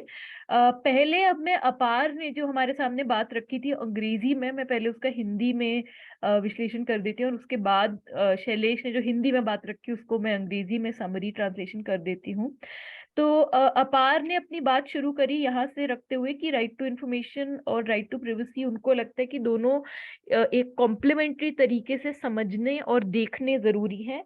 उन्होंने बोला कि दोनों बहुत अहम है सत्ता का डिसेंट्रलाइजेशन करने के लिए, क्योंकि उन्होंने बोला एक जगह प्रिवेसी हमें राइट देता है कि हम सरकार को रोक पाए सर्वेलेंस करने से, अनमिटिगेटेड तरीके से हम सबकी सूचना इकट्ठा करने में, और दूसरी तरफ सूचना का अधिकार हमें ये अधिकार देता है कि हम समझें कि सरकार क्या क्या इंफॉर्मेशन कलेक्ट कर रही है और उसका किस प्रकार से यूज कर रही है। उन्होंने अपना खुद का एक एग्जांपल दिया कि वो राइट टू इंफॉर्मेशन का कैसे इस्तेमाल कर रहे हैं सर्वेलेंस के मुद्दे पे। उन्होंने बताया कि उन्होंने उनका एक अभी केस चल रहा है दिल्ली हाई कोर्ट में, जिसमें कि उन्होंने ये पूछा हुआ है सरकार से कि इस समय पे कितने फोन नंबर सर्वेलेंस में है। और उन्होंने बोला कि अगर आप ये देखें कि स्टेटिस्टिकल इंफॉर्मेशन भी नहीं मिल पा रही है, तो उन्होंने बोला कि दोनों अधिकार जरूरी हैं सरकारी जवाबदेही की तरफ से। 2018 में जो एक जस्टिस श्री कृष्णा कमेटी बैठी थी डेटा प्रोटेक्शन बिल के ऊपर, उन्होंने उस समय पे श्री कृष्णा कमेटी ने भी सूचना के अधिकार कानून में कुछ संशोधन प्रपोज करे थे। तो उस समय जो राइट टू इंफॉर्मेशन और राइट टू प्रिवेसी ग्रुप्स ने साथ में मिलकर एक स्टेटमेंट निकाली थी, उन्होंने उसकी ओर हमारे ध्यान आकर्षित किया। और उन्होंने फिर उसके बाद मैं बताया कि पहले किस तरीके से data protection bill right to information का अमेंडमेंट कर रहा था, और जो अभी का जो बिल है वो किस तरीके से अमेंड कर रहा है। पहले जो अमेंडमेंट प्रपोज था वो ये था कि वो पब्लिक इंटरेस्ट का जो टेस्ट है उसको वो एक तरीके से पूरी उसको सिर पे उसको मोड़ रहा था। अभी टेस्ट ये बोलता है कि आपको ये देखना है कि is there greater public interest in disclosing the information, मतलब कि चाहे निजी जानकारी भी हो, क्या जनहित में वो दे देनी चाहिए। लेकिन जो इससे पहले मसौदा था बिल का वो अलग कर रहा था, वो बोल रहा था कि आप ये देखिए कि हार्म और पब्लिक इंटरेस्ट को आप आपस में कैसे वे करेंगे, और यदि ज्यादा हार्म है तो फिर आप नहीं देंगे। अभी का जो वर्जन है वो जैसे कई स्पीकर ने बताया कि वो एक पूरा ब्लैंकेट एग्जेम्पशन दे रहा है प्रिवेसी के नाम पे, और सारी पर्सनल इंफॉर्मेशन को और जितने सारे नुएंसेस बिल्ट इन है राइट टू इंफॉर्मेशन एक्ट में उन सबको वो हटा रहा है। और उन्होंने बोला कि एक प्रिवेसी एडवोकेट होने के तौर से भी उनको लगता है कि सूचना का अधिकार को संशोधित नहीं करना चाहिए, उसको किसी भी तरीके से वीकन नहीं करना चाहिए, क्योंकि सूचना का अधिकार और हमारा प्राइवेसी का अधिकार दोनों मिलके हमें सशक्त करते हैं कि हम सरकार को जवाबदेह ठहरा पाए। उसके बाद उन्होंने बहुत एक जरूरी मुद्दे पे बातचीत छेड़ी, और मुझे लगता है कि काफी अलग अलग मुद्दों पे बात हुई है आज तक डेटा प्रोटेक्शन बिल पे, लेकिन इस मुद्दे पे शायद एडिक्वेट बात नहीं हुई है और शायद हम लोग इसको समझ भी नहीं पा रहे। वो है कि जितने भी संगठन हैं, जितने भी कैंपेन्स हैं, मूवमेंट्स हैं, ऑर्गेनाइजेशंस हैं, सब लोग कुछ ना कुछ तो डेटा इकट्ठा करते ही हैं। कभी लिस्टें बनाते हैं कि किन लोगों को कोई दिक्कत आ रही है राशन लेने में, पेंशन लेने में, या जब पब्लिक मॉनिटरिंग या ऑडिट करते हैं तो रिकॉर्ड लेके जाते हैं और फिर एक लिस्ट बनाते हैं कि उन लोगों को कितना मिला रिकॉर्ड के हिसाब से। उसमें हम नाम इकट्ठा करते हैं, उनका पता पूछते हैं, टेलीफोन नंबर पूछते हैं। और अपार ने बोला कि अभी यदि ये बिल आ जाए अपने इस वाले मौजूदा मसौदे के हिसाब से, तो जो भी पर्सनली आइडेंटिफाइबल जानकारी है, यानी कि ऐसी कोई भी जानकारी जिससे आप किसी की पहचान कर सकते हो, यानी कि उनका नाम, वो स्त्री है या पुरुष है, वो उनका घर का एड्रेस, उनका टेलीफोन नंबर, जो भी संगठन ऐसी जानकारी इकट्ठा कर रहा है वो सब डेटा फिड्यूशरी कहलाए जाएंगे और डेटा फिड्यूशरी वो सब बन जाएंगे इस कानून के तहत। यदि आप डेटा फिड्यूशरी बन गए तो आपके ऊपर बहुत सारी जिम्मेदारियां पड़ जाएंगी। और यदि आप डेटा इकट्ठा कर रहे हैं बच्चों का, जो कि एक्चुअली कई बार संगठन करते हैं, जैसे अगर आप राशन का भी मुद्दा देखें तो उसमें जब आप लिस्ट ऑफ हाउस होल्ड बनाते हैं कि भाई कौन कौन लोग छूट गए, तो उसमें बच्चों का भी आप डेटा इकट्ठा करते हैं। या फिर जैसा कि कोविड के लॉकडाउन के समय बहुत सारे संगठनों ने देश भर में किया कि जो सरकार ने बोला कि मिड डे मील का पैसा हम आपके अकाउंट में भेज रहे हैं, उस समय गाँव गाँव में, बस्ती बस्ती में घूम के लोगों ने लिस्ट बनाई कि भाई किन किन बच्चों को नहीं मिल पाया अपना मिड डे मील का खाना या फिर जो उसका पैसा है। यदि आप बच्चों के ऊपर जानकारी इकट्ठी करते हैं तो फिर और ज्यादा आपके ऊपर जिम्मेदारी बढ़ जाती है। जिम्मेदारी क्या क्या है? पहली जिम्मेदारी है कि आपको इन्फॉर्म्ड कंसेंट लेना पड़ेगा, यानी कि आपको ये उनको समझा कर कि आप ये जानकारी क्यों ले रहे हैं, केवल आप तभी लेंगे, और आपको वो कंसेंट नोट करना पड़ेगा कि मतलब अगर आप मेरा नाम लिख रहे हैं तो आपको मुझे समझाना पड़ेगा कि आप क्यों ले रहे हैं, और फिर मुझसे साइन करवाना पड़ेगा कि हाँ ठीक है आप मेरा ये डेटा ले सकते हैं। आप उसको उसी चीज के लिए इस्तेमाल कर पाएंगे जिसके लिए आपने उसको कलेक्ट किया था। आपको देखना है कि वो गलत तरीके से पब्लिक डोमेन में ना आ जाए या किसी और थर्ड पार्टी के पास ना जाए। तो अपार ने बोला इस सब का मतलब क्या है? इस सब का मतलब ये है कि जो छोटे संगठन, जो छोटे ग्रुप्स हैं, जिनके पास कंप्लायंस ऑफिसर बनाने की या कंप्लायंस इंश्योर करने की रिसोर्सेज नहीं है, उन सब के काम के ऊपर बहुत ज्यादा पाबंदियां लग जाएंगी। जो, और हमने ये देखा है कि जिस चीज को हम बोलते हैं मतलब कटिंग एज, यानी कि जो लोग बिल्कुल उस जगह पे खड़े हैं जहाँ पे जो समुदाय हाशिए पे रहते हैं, उनके जब डिनायल ऑफ राइट्स होते हैं, वो कैसे संगठन होते हैं? वो कोई बहुत देश के बड़े बड़े संगठन नहीं होते, वो कोई 2-4 लोगों का संगठन होता है जो किसी एक गांव में, किसी एक बस्ती में ढूंढ लेता है कि यहाँ पे भुखमरी का मुद्दा है, यहाँ पे बच्चों की मौत हो रही है भुखमरी से। ऐसे सब संगठनों के ऊपर बहुत सारे रिक्वायरमेंट्स हो जाएंगे कि आपने ये कंप्लाई करना है, ये कंप्लाई करना है। इन सब के लिए कोई ना कोई लोगों को हायर करना पड़ेगा और पैसा लगाना पड़ेगा। और अपार ने बोला कि यदि अभी भी हम देखें तो सरकार कंप्लायंस का मुद्दा उठा के सिविल सोसाइटी के ऊपर वैसे ही पाबंदियां लगा रही है, चाहे वो फंडिंग हो या और मुद्दे हो।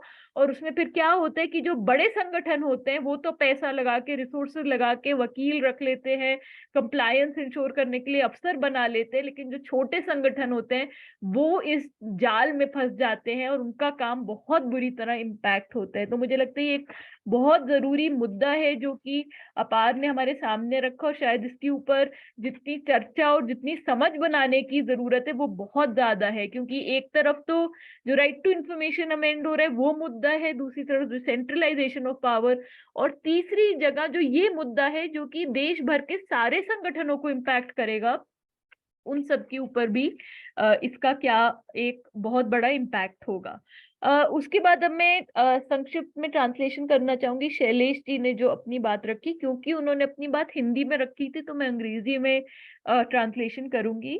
सो Shailesh started out by saying that if the data protection bill comes in its current form, to his mind, it will be a movement from light to darkness.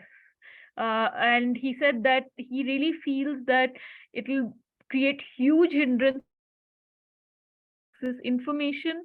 He said that he has tried to look around in different languages, whether Hindi or Marathi, and he is unable to find a word that adequately and accurately defines privacy, and therefore he said he prefers to use the word privacy itself.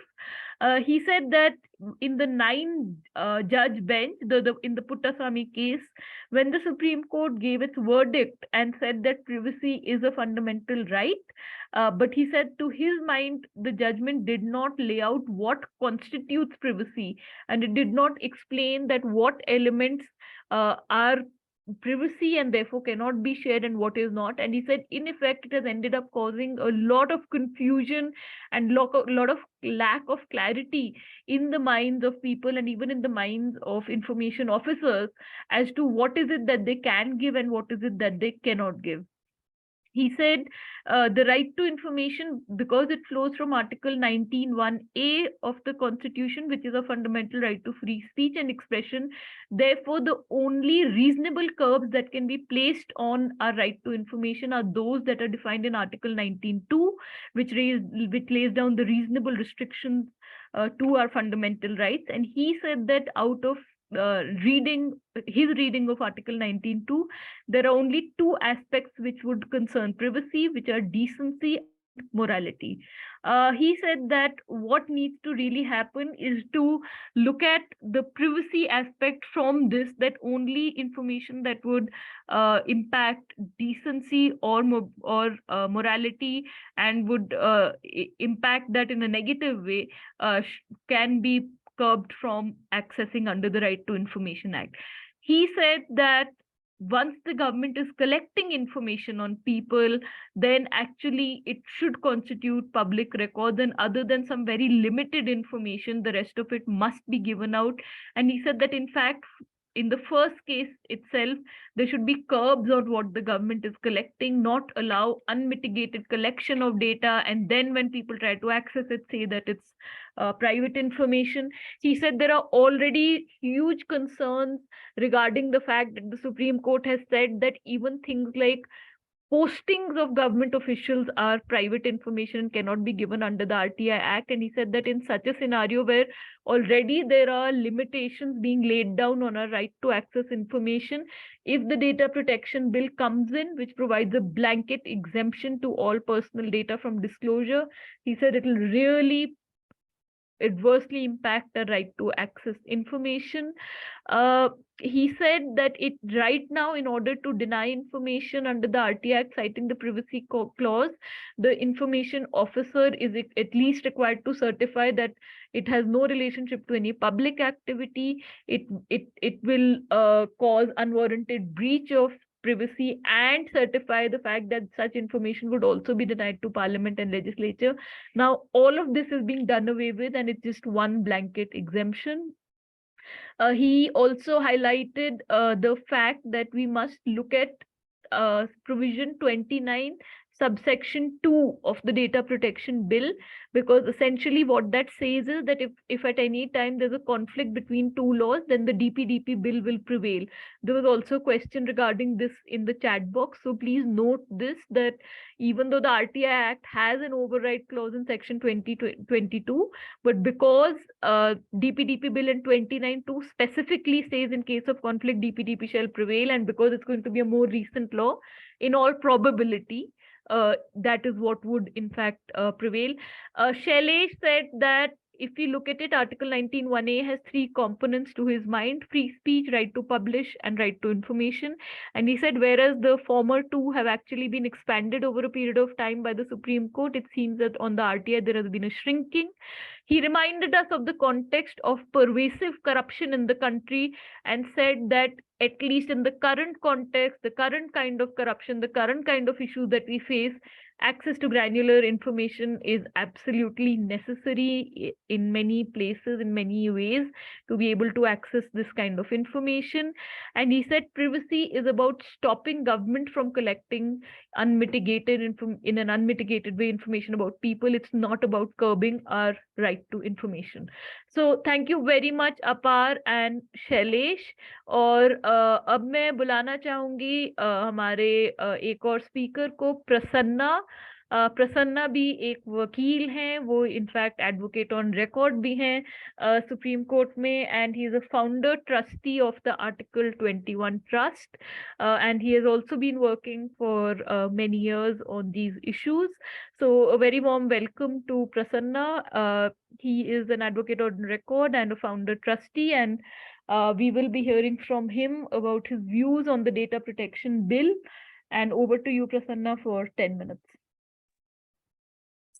Amrita, I certainly agree that this bill should not become law, and we should do everything in our power that is possible from this bill becoming law.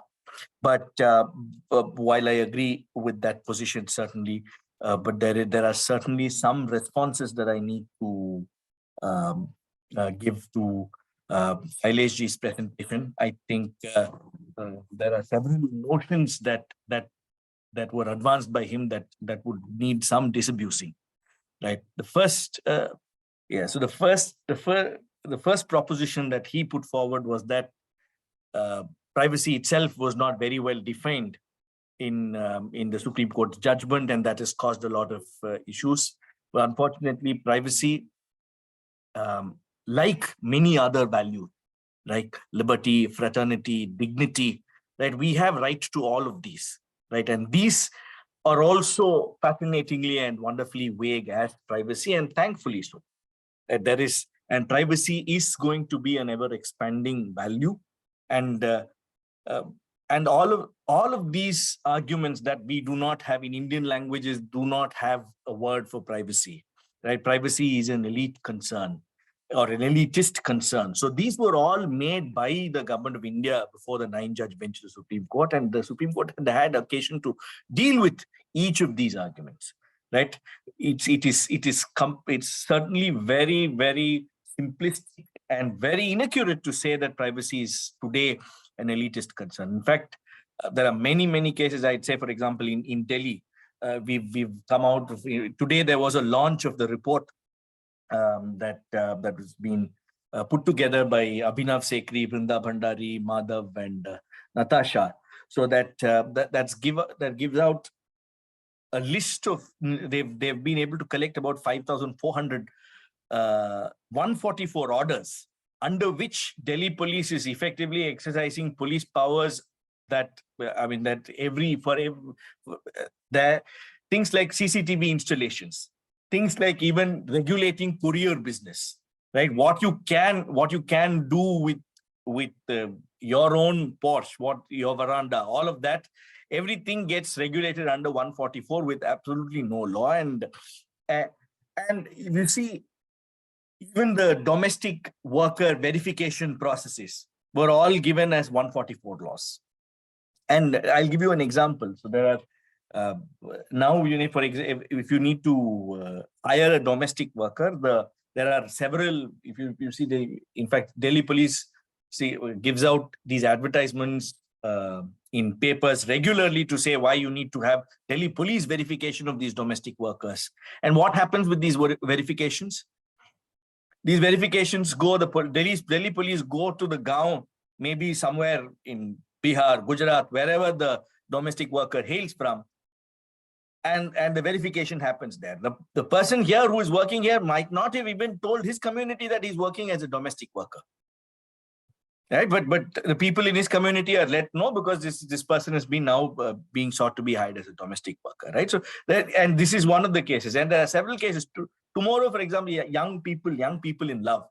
The first thing the girl's father or the boy's father who doesn't like these people in love, he gets, there is a police complaint. What does the police do? First, snatch their phones and look at what is there in their phones, right?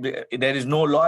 And this is also much like how corruption is a war that we want to wage. These are also this This abuse of powers by the state is as much a problem as it is corruption. In fact, this making corruption, terrorism, and all of these as larger than life issues have led us into this rabbit hole of making draconian provisions under laws like PMLA, UAPA, Customs Act, NDPS Act.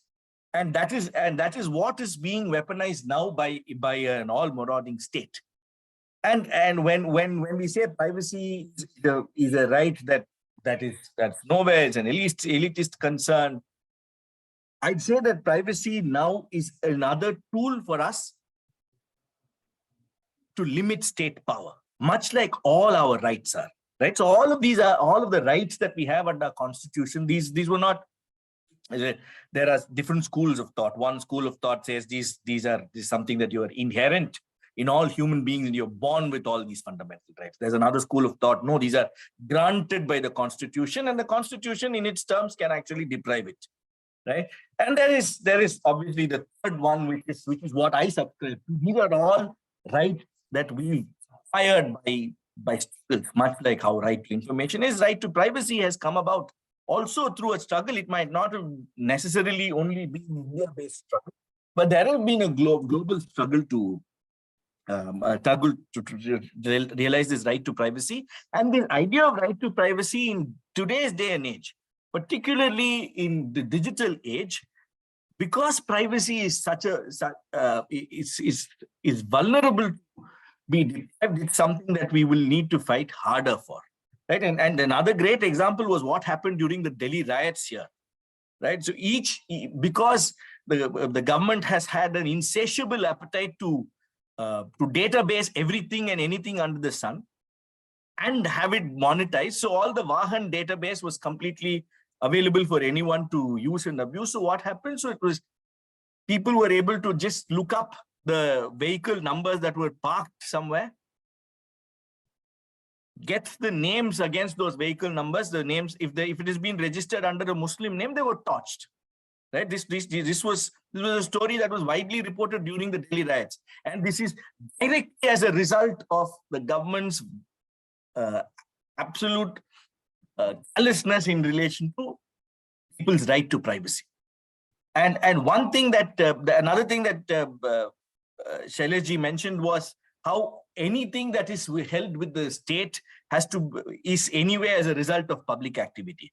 Unfortunately, sir, that is not the case, because we've now had a state that, as I said, has an insatiable hunger for data, that wants to collect any and everything, any data that it can, and it has a lot of information that has got nothing to do with public activity. And that's the reason why, because even under our existing the Puttaswamy tests and all of these, we now said there has to be a limitation of purpose for collection of data. Unfortunately, what the government has now done is data collection itself is now advanced as a purpose. All the state purposes that we know are given under the constitution, under the legislative lists, all of that have vanished. This collection of data as general purpose databases to be used, monetized later, and that itself is being advanced as a purpose. And Niti Aayog has given several position papers saying how this is a strategic imperative to make India data rich. Right? India is not becoming data rich. Indian people are becoming data poor because their data is being collated by the government and harvested for various purposes. But when you turn around and ask the government as to what their data is, what is the unemployment rate, what are the unemployment figures, how many people died of COVID, all of this, they say no data. So as Apar mentioned, much like how right to information, right to privacy are complements, I think maybe we should start saying that right to information and right to privacy in this day and age are no longer the two sides of one coin, but the same side of the same coin.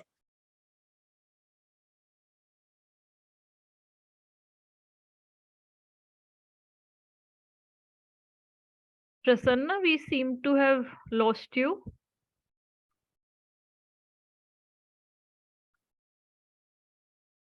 Okay, so let me jump in since we seem to have lost Prasanna.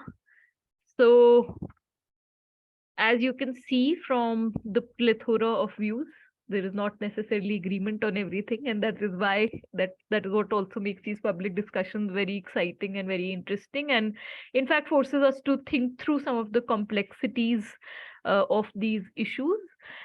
तो प्रसन्ना अभी शायद उनका connection उड़ गया है, हम उन्हें देख नहीं पा रहे हैं और सुन भी नहीं पा रहे हैं, लेकिन जो उन्होंने अपने कुछ कुछ मुद्दे रखे वो एक्चुअली हमारे सामने ये भी मुद्दा रखते हैं कि अभी भी बहुत जरूरत है कि हम लोग आपस में बात करते रहें, इन मुद्दों को थ्रैश करते रहें, क्योंकि सोच तभी आगे बढ़ती है जब आपस में हर एक मुद्दे पे जरूरी नहीं है कि 100% सहमति हो, और आपस में जब थोड़ा सा विवाद होता है तभी मुद्दे भी आगे निकल के आते हैं। तो प्रसन्ना ने अपनी बात रखी, उन्होंने बोला कि जो शैलेश जी ने कुछ कुछ बातें रखी थी वो उनके साथ 100% सहमति में नहीं है। उन्होंने बोला कि उनका ये मानना नहीं है कि राइट टू प्राइवेसी केवल एक कोई एलिटिस्ट कॉन्सेप्ट है। उन्होंने बोला कि यदि हम देखें तो आज की डेट में पुलिस द्वारा ये जो वेरिफिकेशन ऑफ डोमेस्टिक हेल्प किया जाता है, उसमें जब गांव जाके पूछा जाता है कि ये कौन है, क्या काम करते हैं, और उसके बेसिस पे कुछ कैरेक्टर सर्टिफिकेट टाइप का दिया जाता है। तो उन्होंने बोला तो ये कोई एलिटिस्ट कॉन्सेप्ट नहीं है, इनफैक्ट इसका इम्पैक्ट हाशिए पे रहने वाले गरीब जनता पर भी उतना ही होता है। हो सकता है कि आर्टिकुलेशन ज्यादा एक तरीके का ही होता हो। उन्होंने बोला अब आप ये भी सोचिए कि दो लोग आपस में प्यार करते हैं और साथ में रहना चाहते हैं, तो ज्यादातर लड़के या लड़की के माँ बाप जाके पुलिस में शिकायत कर देते हैं, स्पेशली अगर वो अलग कम्युनिटी से हो या अलग धर्म से हो, और फिर पहला चीज क्या करती है, पुलिस जाके फोन उनके पकड़ लेती है। तो इस टाइप की चीजें कि पुलिस लोगों के फोन उठा लेती है, फोन पकड़ लेती है, मैसेजेस सारे निकाल लेती है, उसको किस प्रकार से इस्तेमाल करती है, ये सारे मुद्दे प्राइवेसी से रिलेटेड हैं, और इसलिए उनका मानना है कि प्राइवेसी सब लोगों के लिए इम्पैक्ट करता है। उन्होंने इनफैक्ट बोला कि कई बार क्या होता है कि जब हम ज्यादा सिर्फ भ्रष्टाचार या टेररिज्म के मुद्दों पे फोकस करते हैं, तो जब सरकार कोई बहुत ड्रैकोनियन मुद्दे भी सामने लाती है, मतलब कि सरकार ऐसी चीजें भी हमारे सामने ऐसे प्रावधान लाती है जो उनको बहुत ज्यादा सशक्त करती है केवल सरकार को, तो लोग तब भी मान जाते हैं। और उन्होंने बोला कि आज हम वही देख रहे हैं कि कैसे जो कानून टेररिज्म और भ्रष्टाचार से लड़ने के लिए बनाए थे, आज कैसे उनको मोड़ तोड़ के सिविल सोसाइटी के खिलाफ ही इस्तेमाल किया जा रहा हो। तो उन्होंने बोला चाहे आप मनी लॉन्ड्रिंग एक्ट देखें या यूएपीए देखें, ऐसे जितने भी कानून है, तो इसमें हुआ क्या है कि क्योंकि इनमें ड्रैकोनियन प्रोविजंस थे ये बोल के कि करप्शन रोकना जरूरी है और टेररिज्म रोकना जरूरी है, तो आज वो कहीं ना कहीं लोगों के खिलाफ ही इस्तेमाल हो रहे हैं। तो उन्होंने बोला कि हमें सारे मुद्दों को एक साथ देखना चाहिए, केवल एक या दो मुद्दों को ऐसे अलग से नहीं देखना चाहिए। उन्होंने अपनी बात ये भी रखी कि अगर हम देखें तो दिल्ली में जब राइट्स हो रहे थे तो उस टाइम पे जो वाहन का जो डेटाबेस था, जिसमें सारे गाड़ियों के नंबर एक अवेलेबल हैं जो रिट्रीव कर सकते हैं आप, तो उसमें से लोगों ने इस्तेमाल जो राइट कर रहे थे, राइटर जो मॉब्स थी, वो देख देख के वाहन से कि कौन सी गाड़ियां जो मुस्लिम्स को बिलोंग करती है उनको स्पेसिफिकली तोड़ रहे थे, उन पे आग लगा रहे थे। तो जो मतलब जो उनका लार्जर मुद्दा था वो ये था कि सरकार आज की डेट में बहुत सारे जनरल पर्पस के लिए सूचना हमारी इकट्ठी करती रहती है और उसके डेटाबेसेस बनाती रहती है, जिसका गवर्नेंस और इन सब से कोई ताल्लुकात नहीं होता। सरकार ये सारा डेटा बेचना चाहती है और इस सबको प्राइवेट निजी कंपनियों को बेचना चाहती है, लेकिन इकट्ठा करती है हमें बोल के कि इससे ये फायदा होगा वो फायदा होगा। तो उन्होंने बोला कि सरकार में एक भूख है हमारे डेटा की और उसको रोकना बहुत जरूरी है और उसके लिए भी प्राइवेसी बहुत जरूरी है। तो और उसके बाद उनकी अनफॉर्चुनेटली कनेक्शन खत्म हो गई थी, तो हम आगे की अगर यदि कुछ बोलना चाहते तो बात नहीं पूरी सुन पाए। मैं अपनी तरफ से Can I just finish that? Can I just finish that thought? Prasanna, are you back? Wait, Yeah, let back. me just look for you. 1 second. Yes, please go ahead. I jumped in because we thought we'd lost you. Oh, sorry. No, I joined about a minute later, but I thought you'd finish the translation. That's all right.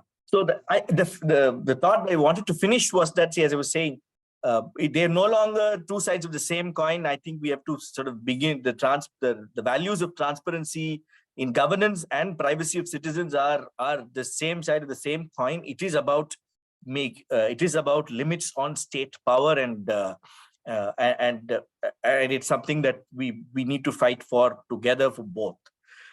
The last thing that I wanted to respond to Shailesh ji was this idea that because 19 has only decency and morality, and because the right to information was traceable to 19(1)(a), privacy concerns can only, so long as they relate to decency and morality, because they are mentioned in 19(2). I think 19(1)(a) and 19(2), they are the framework for balancing, or I should say, juxtaposing our rights against state power. They are not the framework to balance A's claim of right to privacy versus B's claim of right to information. So that balancing of two individuals' rights is not under the 19(1)(a) and 19(2) framework. Therefore, that's another notion that I wanted to disabuse people of. But the 2 points that I really wanted to make for this meeting, because others were all just responses to the previous speakers, is that one, the history of privacy legislation, much like the history of the right to information legislation, was to limit state power, right, or to demand accountability from the state. In fact, if you remember, this right to privacy, this entire the Sri Krishna committee being formed, all of that was in the context of the Aadhaar case, where the bad boy was the government of India, where the government, we wanted the government to respect our right to privacy, and that is where it started. And now, during the Sri Krishna committee's bill, that version, it became balancing our right to privacy with the needs of digital economy. And now what we see is it has morphed into progressively is like, even though it is called a personal data protection bill, it is now a government protection bill, right? Where government has all these room full of exemptions where it doesn't need to comply with any provision of the law. And it is now also used privacy now as a weapon to deny information, as they've been doing for some time. Now they'll do it with even clearer conscience with this. So what is now, so it is neither giving us the right to privacy, or I should say neither guaranteeing the right to privacy as we wanted, and it is also depriving of the right to information. Therefore, I completely agree with each of the previous speakers that this is a law that we must resist, and we must ensure that it doesn't become, the bill that doesn't become law with all the power that we could muster. Thank you very much. Thank you very much for that, Prasanna. And because we've slightly run over time, can I request all the speakers to just keep an eye in the chat box in case there's any question for you? Apar has already answered some questions. I've also responded to some questions. यदि आपके कोई सवाल हो, आप please chat box में डालिए. हमने speakers को रिक्वेस्ट करा कि वो चैट बॉक्स में जवाब दें. Priyanka, I think you have a question. Please go ahead and just type it up in the chat box. Let me just finish. Prasanna ने जो हमसे बात करी अभी, उसको भी मैं हिंदी में ट्रांसलेट कर देती हूँ. बेसिकली उन्होंने बोला कि दोनों राइट टू इंफॉर्मेशन और राइट टू प्रिवेसी की लड़ाई क्यों हुई. वो इसलिए हुई कि सरकार के जो सत्ता का जो दुरुपयोग है उसके ऊपर एक अंकुश लगाने का, उसको रोकने के लिए ये लड़ाई हुई. दोनों राइट टू इंफॉर्मेशन की और राइट टू प्रिवेसी की, कि जो स्टेट पावर है उसको कैसे लिमिट किया जाए, उसको कैसे एक ऐसे ढांचे में डाला जाए जो कि लोगों के प्रति जवाबदेह बने. और इसीलिए ये बहुत जरूरी है कि हम लोग, जो सरकार एक कोशिश कर रही है इनको आपस में भिड़ने की, उसको उस वाले नजरिए से ना देख के इस दूसरे नजरिए से देखें कि दोनों हमारे लिए बहुत जरूरी है. और उन्होंने अंत में अपना एक समरी कमेंट दिया बिल के ऊपर में, बोला कि जो अभी का जो मसौदा है, जो हमारे सामने मसौदा है डेटा प्रोटेक्शन बिल का, वो ना तो प्रिवेसी की गारंटी देता है और दूसरी तरफ सूचना के अधिकार को पूरी तरीके से वीकन कर देता है. तो ये इस रूप में तो बिल्कुल भी नहीं आना चाहिए. So thank you very much to all of our speakers, and if I could just take a couple of minutes perhaps to flag some of the important things that have also been coming up. So one of the things that we've also been seeing is that very often misuse of databases or some sort of criminal activity on information is often used to pull information down from the public domain. Recently, we saw that in the state of Uttar Pradesh, when there were some concerns that the that the land records had been downloaded, and from there, there had been some sort of a gang that was essentially replicating the signatures and the thumb impressions. Instead of going after that gang and catching those people and criminally prosecuting them, the first response of the government was, let's pull down this database. And we see that happen over and over and over again. So they'll say that, oh, there is misuse of this information, let's pull this down. And when we file RT application and we ask that, but what action did you take against misuse? Very often the reply is that no action was taken. So I think we also need to very often bifurcate these two things, that when there is some criminal wrong or some criminal activity or forgery or cheating, using publicly available databases, which are important for public accountability, for public monitoring, then that the response should not be to just remove that data from the public domain. Land records are in the public domain for a reason.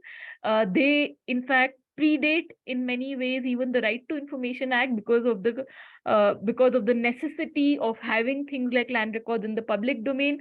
In fact, when we were looking at some of the international jurisdictions also, even countries with the strongest privacy and data protection laws recognize the need to have voter lists in the public domain. But at the same time, we know that there is misuse of voter lists. We know that in riot situations, voter lists are often printed out and people are targeted. Does that mean voter lists should not be in the public domain? Or does that mean that you stop criminal misuse by prosecuting people? And of course, one important thing that also came up at the time when the Lokpal Act had required asset disclosure and public disclosure by all sets of public servants and including by civil society, that a lot of people said that, our data should not go out in the public domain because then government will misuse it. And then there was a reply to that, which I thought was quite interesting, wherein they said that, look, the government already has our data and they're able to do targeting because there is no way to identify and to show patterns of targeting. So perhaps one way to also start thinking about information being in the public domain, etc., is that if there is information in the public domain, even if it makes someone feel slightly uncomfortable, or they would prefer not to have it, very often the only way to even look at patterns of targeting, etc., might be to have that. At the same time, unmitigated use, unmitigated collection, unmitigated sale absolutely has to be stopped. Someone's written in the chat box that the whole Vahan data was sold to a private entity for 100 crores. And so Priyanka Singh has a question which says, how can the right to information be effectively fought at a time when, one, democracy itself is under pressure with increasing attacks on opposition and civil society? There are likely to be people in positions of power who have lived, grown with the RSS as an ideological anchor. And there is a sense of dismay, gloom, fear that the regime has been able to spread among people. Anjali, are you up for taking on that question? Yeah, I think very simply, if there is ever a time to fight for the right to information and for empowering citizens to question those in power, it is now. And therefore, I feel that, of course, these are difficult times, and we have seen how governments across the world and different regimes in our own country have targeted the right to information law and also those who seek information. But the kind of attack that we have seen over the last 8 or 9 years on the right to information, on people's right to information, has been unparalleled. And therefore, I feel that at a time when we all want to stand for the democratic values, for the democratic space that we have had in this country, it's important for us to say that we are not going to tolerate any form of dilution of this fundamental right. I want to say here, Amrita, that some of the issues that have come up are very important. And I think that, like you said, it's only through debate, discussion that all of us evolve and our thinking evolves. However, we are at a point where the government is blatantly destroying people's right to information and people's right to privacy. So I think that this is really a time where bills like the data protection bill, which the government has put forth, has to be opposed in every term possible and in every forum possible. Anyone who cares for democracy in this country has to stand up and say that we will not accept a bill like this, which totally centralizes power in the hands of the government, leaves it to its discretion who data can be sold to, who will be called a data fiduciary, who it will set up as this major body with huge powers of 500 crore rupees to sit on every person's head in this country, and at the same time take away our right to ask fundamental questions. So I think that all of this discussion needs to be really seen in that larger context for us fighting for our democratic spaces and rights, which are so quickly shrinking in front of our own eyes. Today, the parliament, which is really, I mean, the place where we, even before the RTI law came, most people felt parliament mein to sawal puche jate hain. Today, there is nothing happening in parliament. I mean, the ruling party comes into the well of the parliament and doesn't allow it to function. So there are no spaces for questioning those in power, no spaces for questioning those who are not just in government, but actually wielding power, those capitalists, those industrialists who are sitting on data. And I think that we need to protect all of these rights that are so hard fought and won. Thanks. Thank you. So 60 seconds to you, Apar. The question is that there's somebody, Nihar Varanasi, who's saying that we had collected phone numbers of people who were stranded at different places during COVID and sent it to the government and NDMA. Is it a legal problem for now? But perhaps if you could address that, if the law were to be there. The law is not there. Yeah, something that if the law were to be there and say they were to collect information about stranded migrants, would it be a problem? Yes, it would be a problem if the government would be embarrassed. And then they'll send you a 500 crore penalty. Okay, no, so a few things will happen when that happens. Yeah. The first thing will be they'll seek to limit collection. Secondly, they'll seek to limit publication. And of course, the financial fine will be placed on one or two quote unquote busybodies, the ones who are the most prominent ones who are raising that issue. Okay. And then fear will settle down within people. And then hoardings will be put up, how migrants are so well looked after. So this is going to be the life cycle of data protection and transparency. Yeah. So Nihar, nothing to worry about what you did earlier because there was no law in place. Now, unless they come up with a retrospective application of the law, and I don't now put anything past the government, then nothing to worry about for now. Prasanna, a question to you. Why does the government want to link voter ID with Aadhaar? What extra information is it that they don't get from voter ID itself? And in simple language, please, and in 60 seconds. Right. So why do they want to do it? So that's, yeah. So what is the stated objective, I can say? What is the actual objective? I leave it for everybody's imagination. Right. So the stated objective is that because Aadhaar is this great, latest and greatest unique database, right? So nobody can have two Aadhaar numbers, which has been falsified in several news stories and all of that. I just keep that. But voter ID, because you see, there are many people who have we have a voter ID. I have one in Tamil Nadu, one in Karnataka, in Delhi. No, I have only one in Delhi. But I'm saying that's the theory with which Election Commission works. And I say because there are so many people with all these duplicate IDs across and they vote in all of these state elections, we want to deduplicate this. And therefore you link it with Aadhaar, right? So that's the stated object. Of course, there are problems with it because the whole point of Aadhaar because that's how they said. In fact, that is why they saw the Aadhaar was a money bill, because it has got only to do with subsidies, and consolidated fund of India was involved, and we were giving subsidies for that, which is why we needed Aadhaar, and that is how they actually justified the Aadhaar Act having been brought in as a money bill. And that is, the Supreme Court finally said that consolidated fund of India is the total, that's the raison d'etre for Aadhaar. So everything related to subsidies is what Aadhaar is all about. And then, but we now see it's clearly that all of this scope creep happening. It is not to suggest that you can have Aadhaar and Aadhaar related exclusions, the mountain of evidence that was put before the court on how Aadhaar was being an obstacle in people realizing their right to food, their right to MNREGA wages, and all other critical critical rights that